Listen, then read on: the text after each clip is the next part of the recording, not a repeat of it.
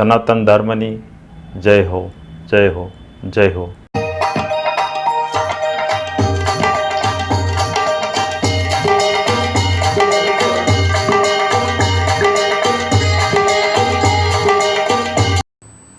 જય ગુરુ મહારાજ, જય ગુરુદેવ. હું વૈદ્ય ચંદુભાઈ ચલાળિયા, મારો અનુભવ ચેનલ ભાવનગર. તો આજે એક વાક્ય છે, એ વાક્ય મેં ખોડા બાપા પાસે, જે રાજકોટમાં રહે છે, એમની પાસેથી મેં 2 વખત સાંભળ્યું. સાંભળ્યા પછી તરત મારી સમજણમાં તો આવી ગયું હતું, પણ જ્યારે બીજી વખત વડાલમાં સત્સંગ હતો ત્યારે પણ ખોડા બાપા બોલ્યા કે બુદ્ધત્વની ક્ષણે સાકાર અને નિરાકાર બંને નથી રહેતું. બુદ્ધત્વની ક્ષણે સાકાર પણ નથી રહેતું અને નિરાકાર પણ નથી રહેતું. એટલે મેં મારી માટે નહીં પણ અન્ય વ્યક્તિ માટે મેં પ્રશ્ન કર્યો કે બાપા, આ કઈ અવસ્થા છે જે તમે એવું કીધું બુદ્ધત્વની ક્ષણે, તો આ કઈ અવસ્થા છે? એટલે બાપાએ જવાબ આપ્યો કે આ અવસ્થા નથી, આ સ્થિતિ છે. અવસ્થા બદલાય, બાળ અવસ્થા, યૌવન અવસ્થા, વૃદ્ધાવસ્થા, આ અવસ્થા બદલાય, પણ આ સ્થિતિ છે, સ્થિતિ બદલાય નહીં.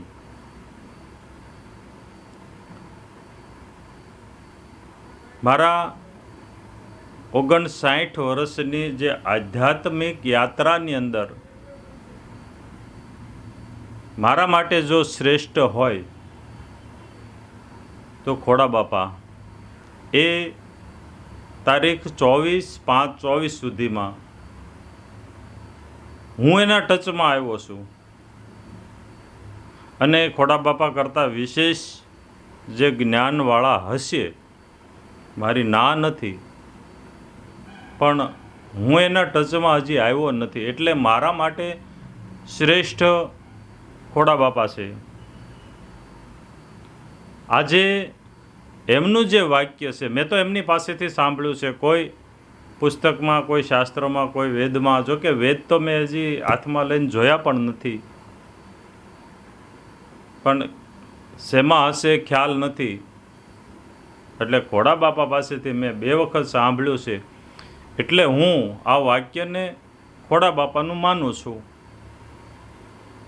કોઈ શાસ્ત્રમાંથી એને વાંચ્યું હોય તો ભલે, એના અંતરમાંથી નીકળ્યું હોય તો ભલે, મારો રામ જાણે. તો આજે આ વાક્યને આપણે, મારી જે ક્ષમતા છે, મારી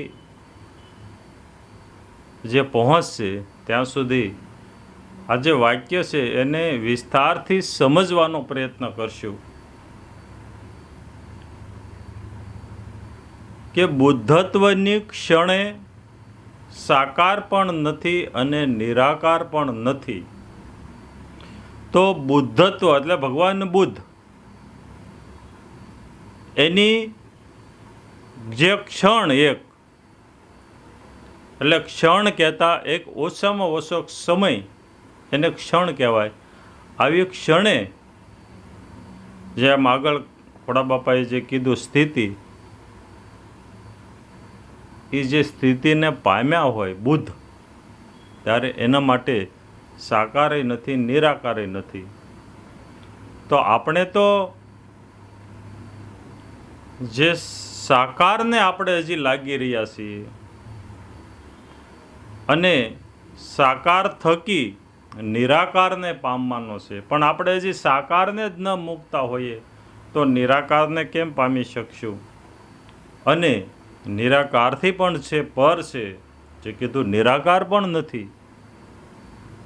તો જે નિરાકારથી પર છે એને તો ક્યારે જાણશું, ક્યારે માણશું? જોકે સાકાર વિશે ઘણી વખત સમજાવ્યું છે, પણ આજે જે સાકાર નિરાકાર અને એનાથી પરની જે વાત છે, ત્યારે સાકાર તો પ્રથમ લેવું પડશે. એટલે ભગવાન શિવ, રામ, કૃષ્ણ એની મૂર્તિ હોય, એનો ફોટો હોય, એને સાકાર કહેવાય. આપણને જે નરી આંખે દેખાય છે એ બધું સાકાર કહેવાય. આપણું શરીર પણ સાકાર છે.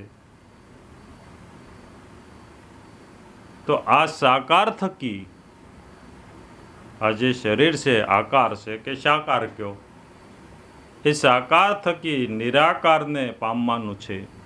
અને નિરાકારને પામ્યા પછી સ્ટેપ બાય સ્ટેપ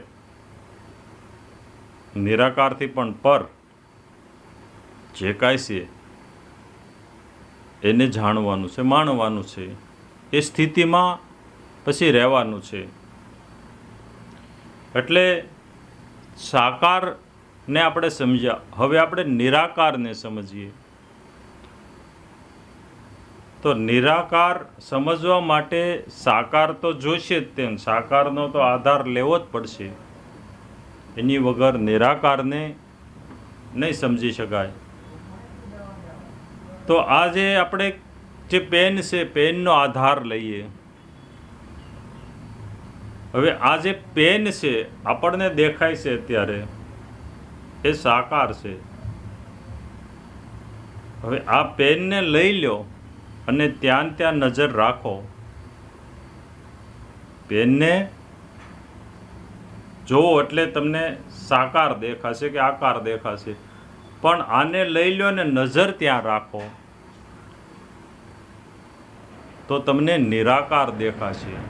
જોકે નિરાકાર દેખાય નહીં, પણ જ્યાં પેન હટી ગઈ છે એ જગ્યા જે છે એ નિરાકાર છે. હવે આ જે નિરાકાર છે એ પણ નથી એવી જે ક્ષણ છે, એ ક્ષણ તમે અને હું આપણે નિરાકાર 4 અક્ષર અને એક શબ્દ એ બોલશું ત્યાં સુધી નિરાકાર છે. આપણી કલ્પનામાં પણ આવશે, આકાશ આવશે, એ જગ્યા આવશે, અને 4 અક્ષર પણ આપણી કલ્પનામાં આવશે, એક શબ્દ. પણ એ જે 4 અક્ષર અને જે શબ્દ જે છે નિરાકાર, એ પણ નથી એવી સ્થિતિ. તો એ સ્થિતિ કઈ? મૌન. મૌનમાં સાકાર પણ નથી અને નિરાકાર પણ નથી. જે મૌન એટલે સાનું માનું બેસી રહેવું ને બોલવું નહીં, એ નહીં. વાસ્તવિક મૌન.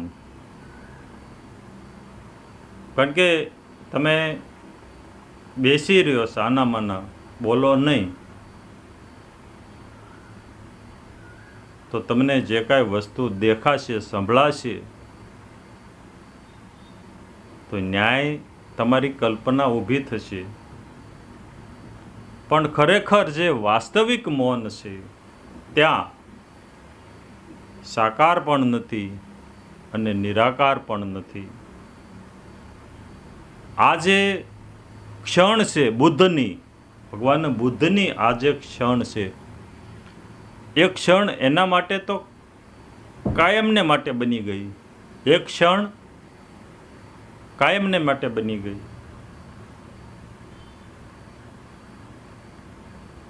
એટલે આજે